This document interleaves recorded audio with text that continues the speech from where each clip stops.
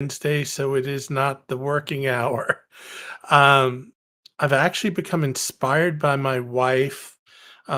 She took up this challenge of doing um, 100 lives in the next 100 days, which would basically take us to the end of the year. So I figured if I'd start now, it would take me to New Year's Day if I did 90 days, since we are on October 2nd already and everything. So I guess what I want to do in the next 90 days or so, besides doing the working hour, I'll still continue that on Wednesdays at noon every Wednesday. I even have some vacation time slotted and stuff like that. I'll either tape it beforehand or I will do it live from wherever I'm at, and it'll be a surprise when you see it. Um, but in addition to that, I wanted to do something else. The other thing is I wanted to actually give back to the community. And one of the things that I see on a regular basis is people struggling with interview questions. Now, I've had a very long HR career. I have run HR teams, I've run recruiting teams, and I've helped people in their career search and doing that for a number of years. So, what I wanted to do is actually go through probably about 90 or so interview questions, telling you how I would approach those questions and answering those questions. Now, I belong to a service through LinkedIn called ProFinder, and what that basically does is it gives people an opportunity to say, "Hey, I need help. I need a coach. I need help, and this is what I need help with." And I actually got a request last night while I was asleep. They come at all hours. Um, I got a request that came in while I was asleep, and it was a person who was asking um, where they were having problems with interview questions, and the interview question that they were having the most difficult with, or most difficulties with, was the interview question. Tell me a time when you failed at something.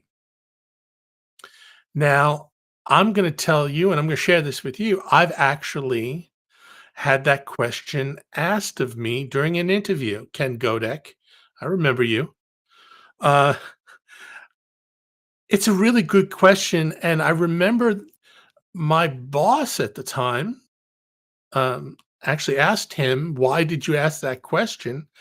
Um, and the question, basically, the reason he asked the question was he wanted to see if I ever had to overcome adversity. And what did I learn from the experience? So if you get asked during an interview, tell me a time when you failed, they're not trying to trick you up. What they're trying to do is they're trying to ascertain, have you had an opportunity where you've had some difficulties, some things that you had to overcome? How did you overcome them? What was your process? And then kind of what the end result was. So if I was to answer this question, and the way I answered the question, and again, this was, oh my God, I'm going to date myself. This this was back in 1996, 97 time frame. Um, so the way I answered this question was this: I played sports when I was a teenager. I wrestled, and I wrestled for my high school, and it was something I really enjoyed doing and stuff. But I actually got injured, and the example I used at this interview, and again, I was in my mid to early 20s when I interviewed, the answer I actually gave was this. Uh, and the way I broke it down was I told the story. You know, I made varsity as a freshman. Um, I had a growth spurt. And what ended up happening as a result of this growth spurt, um, my back actually grew. I grew faster than my body could handle. And I had a situation, and I actually even now have, as a result of this, I have some back issues. But basically, my vertebrae would was like this, and the cartilage would hook up and down, and every time I bent, it would just pull, causing me extreme pain. I mean, it was excruciating. Um, but my team did really well that season, and we went to the division tournament. And I had gone to the doctor. I'm trying to figure out what was going on. The day of the division tournament, I actually had a doctor's appointment to find out what the x-rays said and everything. But my coach had actually asked, he said, "Hey, can you just kind of show up? Because if you show up, we get points for it and we will be able to place in the division."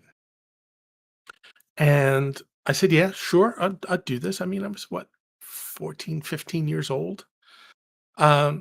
I said, "Yeah, I'll do that." And I went there, and in the division at the time was the was gonna be the state champion.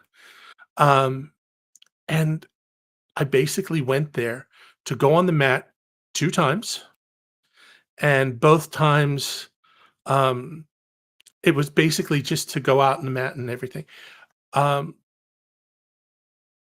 what ended up happening was I just couldn't shut off that competitiveness.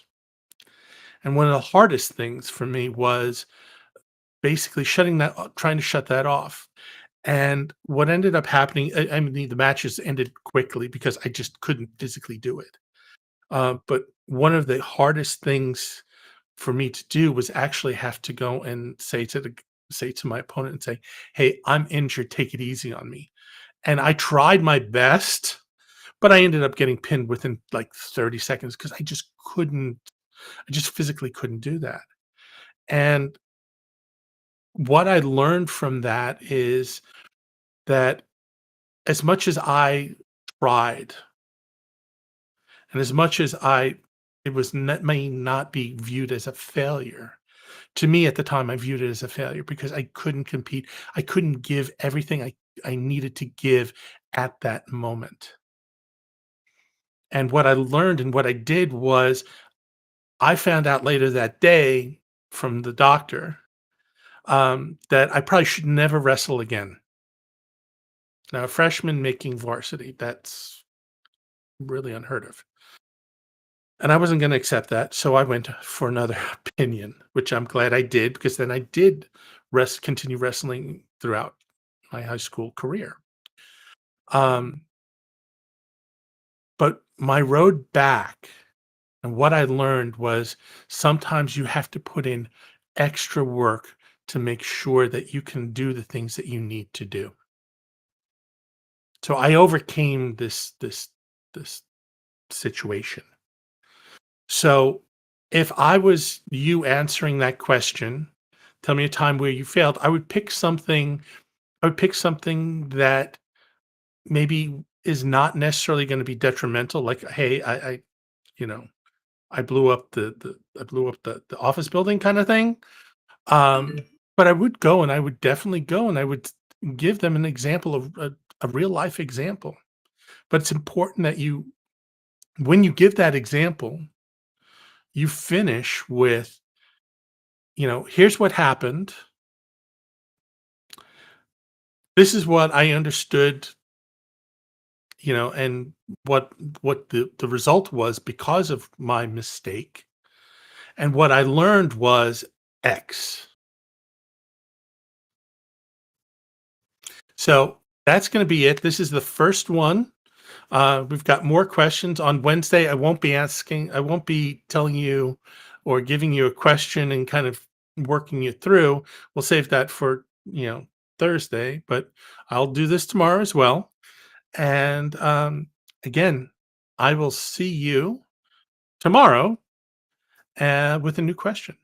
Have a great day.